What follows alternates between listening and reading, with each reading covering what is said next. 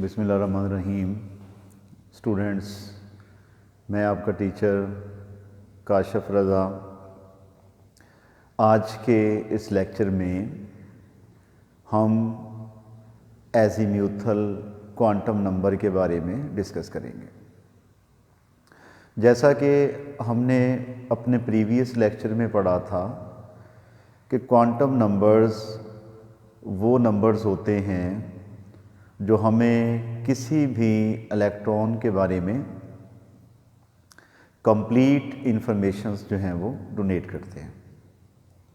मसलन इन quantum numbers की मदद से हमें इलेक्ट्रॉन की एनर्जी का पता चलता है और हमें इलेक्ट्रॉन की पोजीशन का पता चलता है कि वो कौन से शेल में मौजूद है।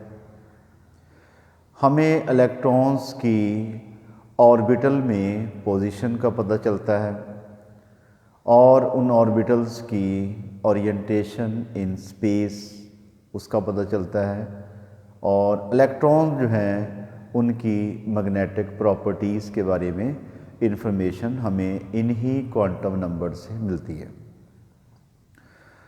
तो क्वांटम नंबर जो हैं वो 4 किस्म के होते हैं: principal quantum number, azimuthal quantum number, magnetic quantum number और स्पिन क्वांटम नंबर। आज के इस लेक्चर में हम एज़ीम्यूथल क्वांटम नंबर को डिस्कस करने जा रहे हैं। तो हमारा आज का जो है वो टॉपिक होगा एज़ीम्यूथल क्वांटम नंबर।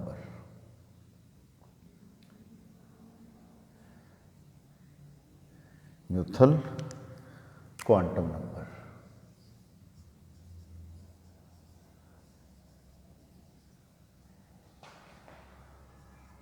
तो एज़ीम्यूथल क्वांटम नंबर को हम एल से रिप्रेजेंट करते होते हैं कि एज़ीम्यूथल क्वांटम नंबर जो है इसको हम एल से रिप्रेजेंट करेंगे और इसकी वैल्यूज़ होंगी 0, 1, 2, 3, 4 अप टू सो ऑन। और ये क्वांटम नंबर जो है हमें बताएगा कि हमारा इलेक्ट्रॉन जो है वो कौन से ऑर्बिटल में मौजूद है। यानी कि हम यूँ कहेंगे azimuthal quantum number describes the position of electron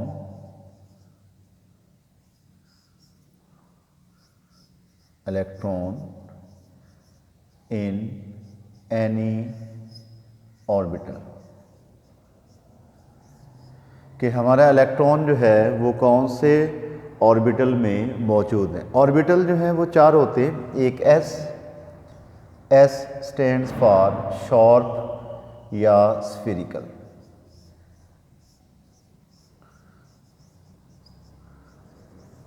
और पी जो है प्रिंसिपल,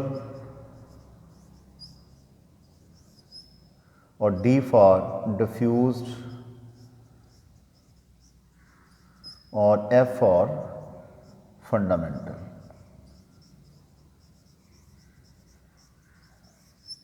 ठीक है, तो ये 4 जो हैं वो ऑर्बिटल्स आपके सामने हो गए। एक हो गया एस ऑर्बिटल, एस शार्प या स्फेरिकल, पी प्रिंसिपल, डी जो है वो डिफ्यूज्ड एंड एफ जो है वो फंडामेंटल।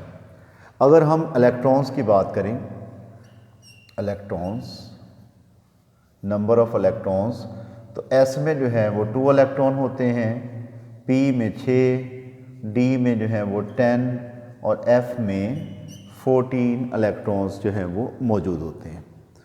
अब ये वाला जो क्वांटम नंबर है एज़ीम्यूथल क्वांटम नंबर, ये हमें बताएगा कि हमारा इलेक्ट्रॉन जो है वो कौन से ऑर्बिटल में मौजूद है। मसलन देखें, इसका जो जनरल फार्मूला रहेगा, general formula for azimuthal quantum number वो होता है 2 × 2l+1, 2 × 2l+1। मसलन अगर हम l की वैल्यू जो है वो ज़ीरो पुट कर देते हैं यहाँ पे, ठीक है। When L is equal to zero, तो 2 into 0 plus 1 is equal to 2। इसका मतलब होगा कि हमारा इलेक्ट्रॉन जो है वो s ऑर्बिटल में है। When L is equal to zero, तो आपके पास आंसर क्या आता है 2, और 2 इलेक्ट्रॉन जो हैं वो किस में होते हैं, s ऑर्बिटल में होते हैं। उसके बाद ही अगर हम L की वैल्यू जो है वो 1 पुट कर देते हैं, तो 2 प्लस 1 आ जाएगा, ये आपके पास 6 आएगा, और ये ऑर्बिटल कौन सा होगा, P सबशेल होगा। और उसके बाद ही अगर हम L की वैल्यू जो है वो 2 पुट कर देते हैं, तो 4 प्लस 1 इज़ इक्वल टू 10, और हमारा सबशेल जो है वो क्या होगा, D होगा। अगर हम L की वैल्यू जो है वो 3 पुट कर देते हैं, तो 6 प्लस 1 इज़ इक्वल टू 14, तो हमारा सबशेल जो है वो क्या होगा, वो F होगा, ठीक है। तो L की वैल्यू से हमें सबशेल का जो है वो पता चल जाता है कि सबशेल जो है वो कौन सा होगा, हमारा इलेक्ट्रॉन कौन से सबशेल में मौजूद होगा, S में, P में, D में या F में मौजूद होगा, ठीक है। तो इन वैल्यूज़ को हम टेबल फॉर्म में जो है वो लिखते हैं। अच्छा जी, अब इससे पहले हमने जो पढ़ा था वो था प्रिंसिपल क्वांटम नंबर। यहाँ पे कुछ इन्फॉर्मेशंस लिखते हैं कि जब L की वैल्यू जो है वो हमने 0 पुट की तो ऑर्बिटल S था, और जब L की वैल्यू जो है वो हमने 1 पुट की तो P था। जब L की वैल्यू जो है वो हम 2 पुट करेंगे तो D सबशेल आएगा, और जब L की वैल्यू जो है वो हम 3 पुट करेंगे तो F सबशेल जो है वो आएगा, ठीक हो गया। अच्छा जी, जब हम n की वैल्यू 1 पुट करेंगे तो हमारे पास मसलन एक फार्मूला था 2n², जो हमने प्रिंसिपल क्वांटम नंबर में पढ़ा था। तो n की वैल्यू इस फार्मूले में 1 पुट करेंगे तो आंसर हमारा आएगा 2। 2 इलेक्ट्रॉन्स जो हैं वो k शेल में होते हैं, तो शेल कौन सा होगा, k होगा। ये प्रीवियस इंफॉर्मेशन है कि n की वैल्यू 1 हो तो इलेक्ट्रॉन जो है वो k शेल में होता है। तो L की वैल्यू हम ले लेंगे 0, यानी कि इधर से L की value, L azimuthal quantum number है 0, 1, 2, 3, 4, 5 अप टू सो ऑन। तो L की वैल्यू 0 पुट की तो आंसर हमारे पास क्या आया था, S आया था, S, ठीक हो गया। अब चूंकि प्रिंसिपल क्वांटम नंबर 1 है तो लिहाजा इसका कॉफिशिएंट 1 बना देंगे, और इसमें 2 इलेक्ट्रॉन्स होते हैं S सबशेल में, तो यहाँ पे 2 लगा देंगे। अगर हम n की वैल्यू जो है वो पुट कर देते हैं 2, इस यहाँ पे फार्मूले में पुट करेंगे 2, तो आंसर हमारा आएगा 8। 8 इलेक्ट्रॉन्स जो हैं वो L शेल में होते हैं, ठीक है। L की वैल्यू जो है वो पहले हमने 0 ली, अब 1 बढ़ा देंगे, ये ले लेंगे हम 0 और 1। L की वैल्यू 0 हो तो S ऑर्बिटल होता है, S सबशेल होता है, और L की वैल्यू 1 हो तो P सबशेल होता है। S में 2 इलेक्ट्रॉन्स, P में जो है वो 6 इलेक्ट्रॉन्स, कॉफिशिएंट इसका रहेगा 2, टोटल इलेक्ट्रॉन 8 हो गए, तो हमारे पास टोटल 8 ही हैं। अगर हम n की वैल्यू जो है वो पुट कर देते हैं 3, इस फार्मूले में 3 पुट करेंगे तो हमारे पास आंसर आएगा 18। 18 जो है वो m शेल में होते हैं इलेक्ट्रॉन्स।